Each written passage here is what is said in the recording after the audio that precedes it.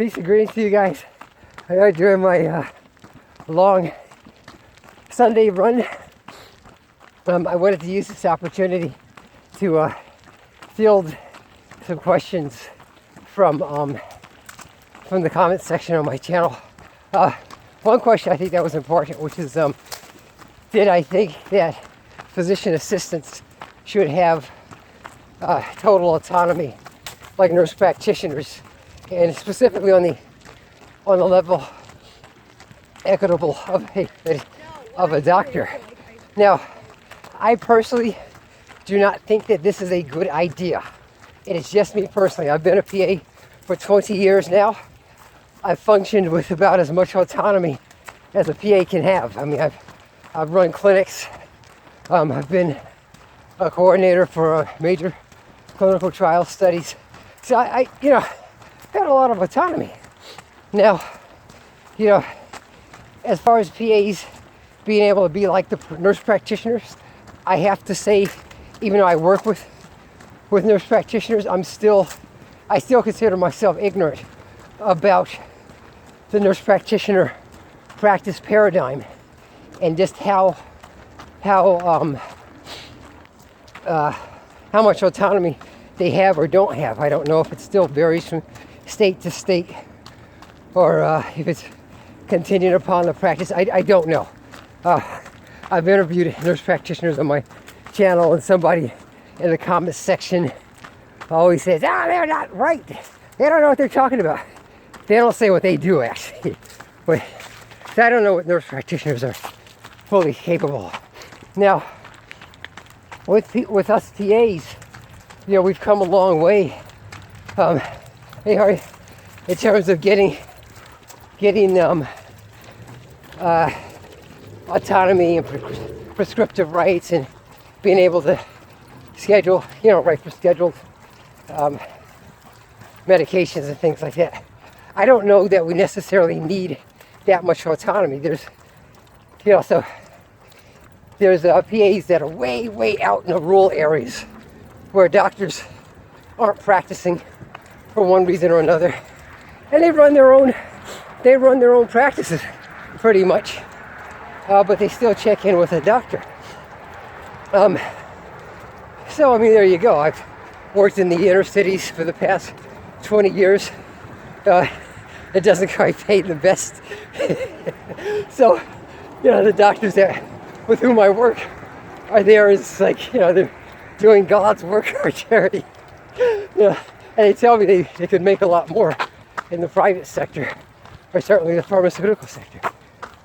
So, again, I've functioned with 90%, 95% autonomy. I feel they're not peeking over my shoulder, whatever.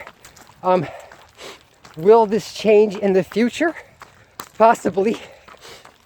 And that's not really contingent upon the work of PAs. It might be due to more so the socioeconomic factors and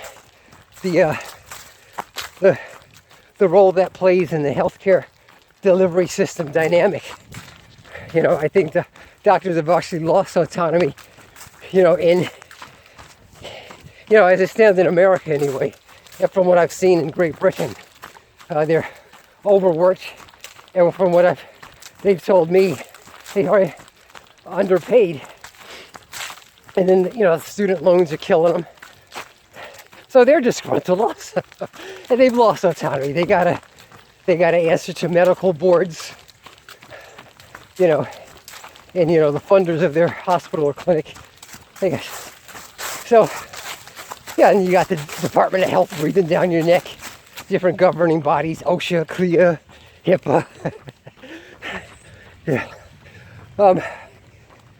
HIPAA's an act, actually. But, with us PAs, I think we're doing well. The PAs with whom I work in our hospitals group will tell you, we got a lot of autonomy. And I'm not really interested in getting any more. Because with that autonomy comes in an increased accountability. And then that affects our financial burden. schools are going to become longer. You know, when I went to PA schools, there was an abundance of associates programs that were still around. This was the 90s. There were still a few certification programs around. But now you got to have a bachelor's degree. Many programs want you to take the GREs. Now it's an obligatory graduate degree. There's people who are actively pushing to make the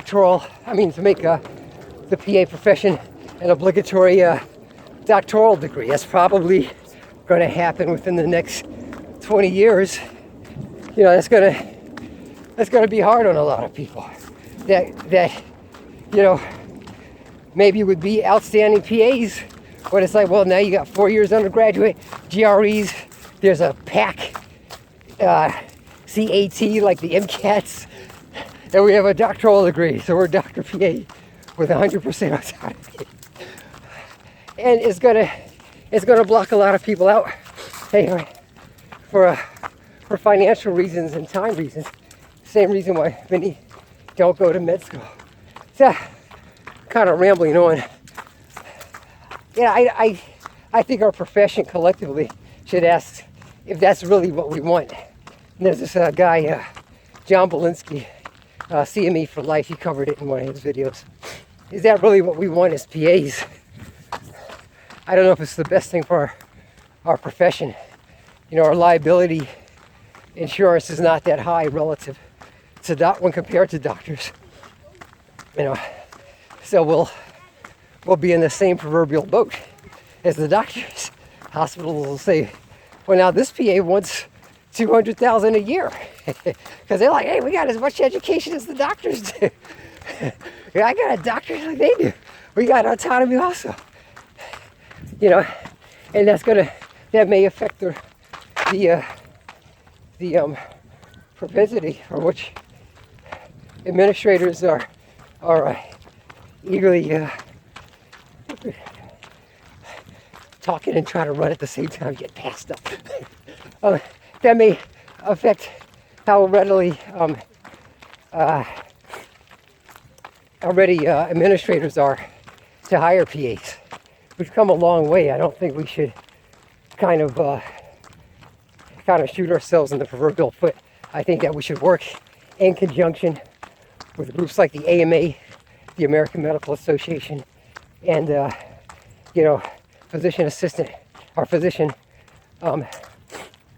professional organizations within our respective states, and see if it's something that they're amenable to.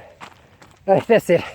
I ramble on, but for those of you guys that are interested in becoming physician assistants, please subscribe to my channel, and you can reach me on Instagram. I'll put my links in the description. Oh yeah, one more thing. I forgot this very important point. So I'm training for a marathon. I'm a marathoner, a marathon runner. There's a different level of intensity and quantity with your training compared to if you're doing a half marathon. So I'm not running a half marathon. I'm running a full 26.2 miles.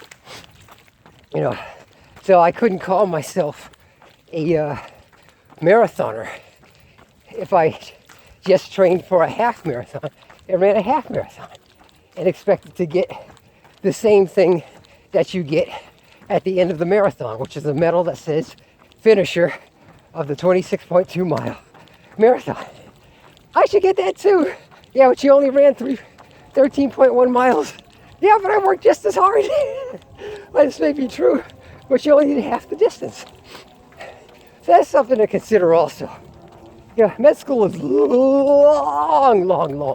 It goes by fast, but it's long. PA school, not so much. So that's something to consider. Sorry for my rambling. I think I lost track of time. I want this pain to be over. I got another 8 miles to run. Anyway, I wish you guys the best of success in your positive endeavors. Reach out to me on social media. I'll help you as best I can if you're interested in becoming a PA. Take care. Peace.